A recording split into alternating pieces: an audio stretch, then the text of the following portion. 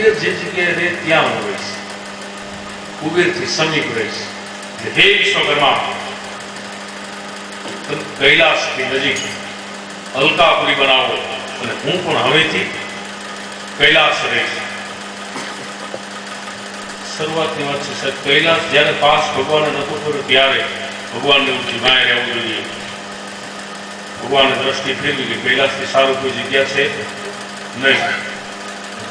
જાઓ કૈલાસની સમીપે અલકાપુરી નગર તૈયાર કરો. ભગવાન વિશ્વકર્માજી મહારાજે કુબેરને સરસ નગર તૈયાર કરી આપ્યું. કૈલાસ ભગવાનનું પણ માણસો એવું કે ભગવાન કૈલાસ બરફમાં બે જશે, આખી દુનિયા સુખ શાંતિથી રહે, ભગવાન શું કામ બરફમાં બે? બરફમાં ભગવાનને બેહવાની કોઈ જરૂર નથી. આખી દુનિયા જો સુખ શાંતિથી રહે તો ભગવાનને બરફમાં શું કામ બેહવું જોઈએ? મહાપુરાણ એવું કહે છે કે કૈલાસ માનસરોવર ભગવાને પણ એવું ભુવન બનાવેલું છે કે અદ્વિતીય છે, જેનું વર્ણન પણ ન થઈ શકે એવું સરસ ભગવાને નગર બાંધેલું છે. હા, ભગવાન યોગી છે, યોગીમાં ઉત્તમ છે, પરમ યોગી છે. યોગ પ્રથમ કાર્ય છે એમનું, તપસ્યા એમનું હંમેશાનું કાર્ય વાસ્તુ સત્ય છે, એમાં કોઈ સંદેહ નથી. ભગવાન કુબેરને પોતાનો મિત્ર બનાવ્યો, અલકાપુરીને નગર આપ્યો. ભગવાને પણ ત્યાં કૈલાસ માનસરોવરનો સ્વાગત કર્યો. હવે બ્રહ્માજી મહારાજને પૂછ્યું કે હે પ્રભુ, કુબેરની વાત તમે અમને કીધી. નારાજે આ બધી કથા બ્રહ્માજી મહારાજને પૂછ્યું, પ્રભુ આપનું ઉત્પત્તિ અને ઉત્પન્ન કઈ રીતે થયું, આનું સર્જન કઈ રીતે થયું? નારાજ સાહેબ લોકો જે લાગતા હતા એ જ્યારે જ્યારે દેવોને સંકટ આવ્યું ત્યારે નારાજે બહુ સરસ કાર્ય કર્યા. સંદેશો પહોંચાડી દે તો જાગૃત થઈ જાય ફટોફટ. નારાજ મુનિ મહર્ષિ સંદેહ. નારાજે બ્રહ્માજી મહારાજને કે પ્રભુ એ તો બરોબર, પણ તમે જે તમારા માનસ પુત્ર ઉત્પન્ન કર્યા એની કથા કહો, જેમાં અમારો સમાવેશ થાય, એના પણ કાર્ય મેં તો જોયા એટલે મને ખબર છે. બીજા હા નારાયણ તો સાંભળો, જ્યારે મેં તમને મારા કલ્પિત માનસ પુત્રો કલ્પના થકી કલ્પના બળથી જે પુત્ર ઉત્પન્ન કર્યા, જ્યારે મેં કામદેવને ઉત્પન્ન કર્યા ત્યારે મેં કામદેવને એવું વરદાન આપ્યું, કામને હે કામ, પૂર્વ જગતની ભીતરમાં રહેશો, અંદર રહેશો, તમને કોઈ જોઈ કે જાણી નહીં શકે. આવું કામદેવનો જન્મ થતા ભગવાન બ્રહ્માજી મહારાજે વરદાન આપ્યું. કામદેવ તય જ નક્કી પુષ્પધનુષ હાથમાં લીધું કે તમે જે કીધું એ સત્ય કે જૂઠું નક્કી કઈ રીતે કરું? કોઈ મોબાઈલ નંબર આપેલો ફટાક દઈને મારી દેવા, એટલે અહીંયા ક્યાં ખબર પડે નંબર સાચો ખોટો. કામદેવ મહારાજે પોતાનું બાણ ચડાવ્યું.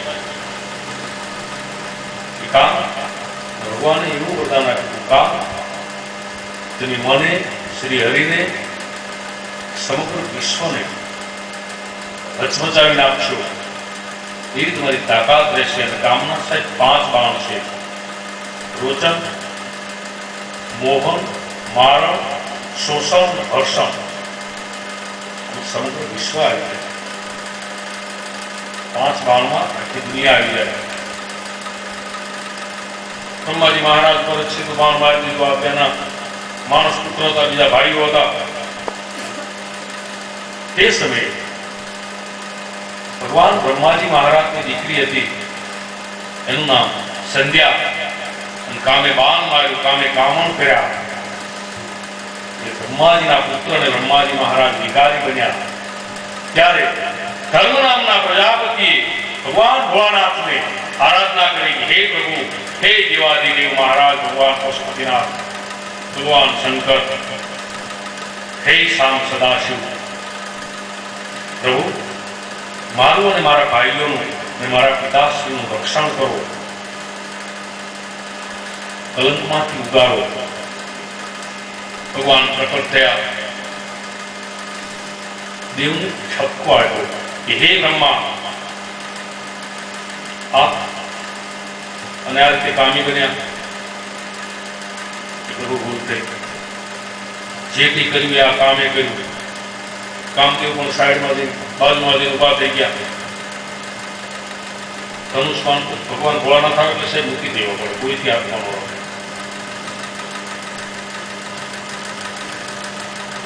ભગવાન ત્રણે બધાને ઠપકો આપ્યો કે હે બ્રહ્મા, જ્ઞાની અને વિદ્વાનો અને ડાયા માણસો ક્યારે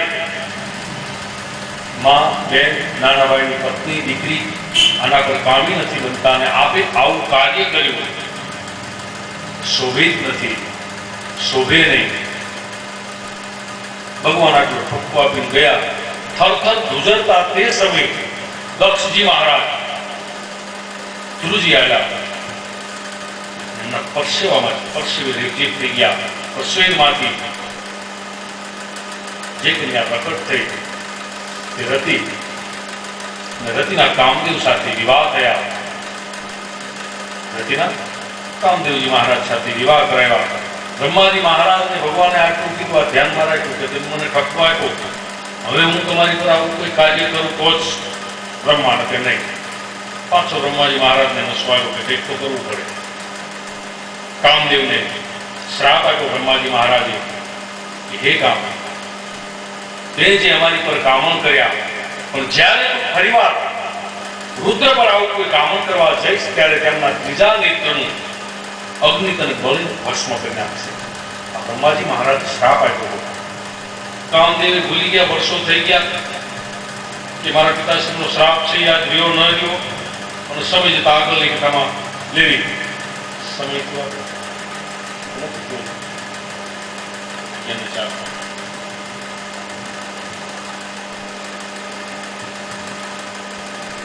કઈ રીતે થોડી હજી તો છે.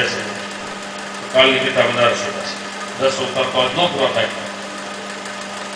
જે જ્ઞાતિ કલંકિત બન્યા હતા, જેના પર કામી બન્યા હતા બ્રહ્માજી મહારાજ અને તેમના માનસ પુત્ર, તેમની જ દીકરી હતી, એનું નામ સંધ્યા હતું. સંધ્યાને પણ એવું થયું કે અઘટિત કાર્ય થયું, હવે શું કરવું? સંધ્યાએ ભગવાન શંકરનું સ્મરણ કરી તપસ્યાની શરૂઆત કરી. ભગવાન ભોળાનાથે ત્યાં વશિષ્ઠજી મહારાજને મોકલ્યા કે વશિષ્ઠ જાઓ, સંધ્યાને કોઈ પણ તપસ્યાની ખબર નથી, તપ કઈ રીતે કરવું, જપ કઈ રીતે કરવું, એને સમજણ આપો. અને વશિષ્ઠજી મહારાજ વૈષ્ણવ બ્રાહ્મણ થઈ જુદું રૂપ ધરી સંધ્યા પાસે ગયા કે હે સંધ્યા, તપસ્યા કરવી હોય તો આ મંત્રથી તમે તપસ્યા કરો. ઓમ શંકરાય નમઃ, આ મંત્રનો જાપ જપો. સંધ્યાએ વર્ષો સુધી ઓમ શંકરાય નમઃ નો મંત્ર જાપ કર્યો. ભગવાન પ્રસન્ન થયા કે હે સંધ્યા માં, કે પ્રભુ મારે બીજું કાંઈ માંગવાનું નથી. જન્મતાની સાથે જ કોઈ માણસ યુવાન ન હોય, તેને યુવાનની પ્રાપ્તિ ન થાય, તો આપ મને એવું વરદાન આપો કે દરેક જીવ અને મનુષ્ય, પ્રાણી માત્ર જેની 4 વય હોય, એટલે અત્યારે પ્રથમ બાલ્યાવસ્થા, કિશોર, યુવા અને પ્રૌઢ, આ પણ અગાઉ સંતોએ અને મહાન માણસોએ માગેલું છે. સાહેબ, શરૂઆતમાં જે કોઈ જન્મ થયો સીધા યુવાનો છે. સંધ્યાએ ભગવાનને કીધું પ્રભુ આ રીતે નહીં, આ રીતે જ હોય. ત્યારે ભગવાને વરદાન આપ્યું, ભલે હે સંધ્યા, તમે જે વરદાન માંગો છો તે જ આપું કે પ્રથમ બાળક થશે, પછી કુમાર અને યુવાન, અને યુવાન અવસ્થાના સમયે દરેક પ્રાણી કામી બને. જાઓ, તમારું માગતું હું તમને આપું છું, જેવું વરદાન ઈચ્છો તે હું આપી દઉં છું. ભગવાને વરદાન આપ્યું. સંધ્યાને એ પણ કીધું હે સંધ્યા, તમે જેને વરવાનું ઈચ્છતા હતા તે પણ યોગ્ય પુરુષ છે. જાઓ, મેઘાતિથિ ઋષિ યજ્ઞ કરી રહ્યા છે. સંધ્યા મેઘાતિથિ ઋષિને ત્યાં યજ્ઞમાં જઈ અને સમાઈ ગયા અને નાની બાળકી રૂપ થઈને આવ્યા. એટલે મેઘાતિથિ ઋષિના દીકરી થયા. અને સંધ્યાને વશિષ્ઠજી મહારાજ સાથે વિવાહ થયો. ભગવાન વશિષ્ઠ મહારાજનો વિવાહ કરાયો. સપ્તમંડળ, સપ્ત ઋષિની અંદર સપ્તમંડળની અંદર જે તારાઓ છે એમાં સંધ્યા પણ છે. બીજું નામ અરુંધતી પડ્યું એમનું, જે યજ્ઞમાં સમાના એટલે એમનું નામ અરુંધતી પડ્યું. પ્રથમ નામ સંધ્યા હતું, યજ્ઞમાં હોમાણા એટલે અરુંધતી પડ્યું. અને ત્યાં મેઘાતિથિ છે એમના વિવાહ કરી અપાયા. અને આજકાલની કથા શું સમય થયો પછી 10 અવતાર સાહેબ ગાવાના, 10 અવતારની કથા પૂરી થાય ની અધ્યાય આખો